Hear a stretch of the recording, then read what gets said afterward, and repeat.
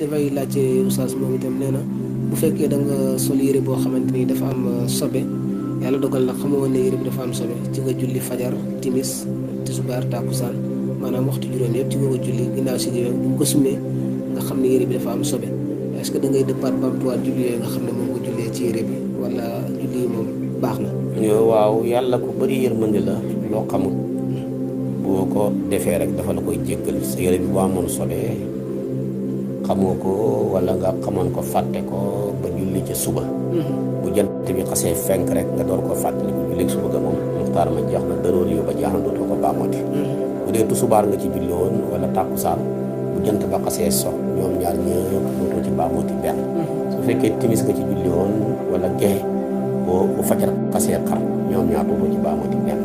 waaye nag boo ci fàttaliku fekk nag ñaar waxtu yi man wax la jotagul booba rek nga cay baax tey fekk na nga caa julli woon suba yàlla dogal bi nga koy julli ci tusubaar waaye julli ci tàkkusaan bi nga koy fàttaliku jant bi soogul demal nga baamu ci tusubaar jëg tàkkusaan bi rek mais suba gi moom jéggal nañu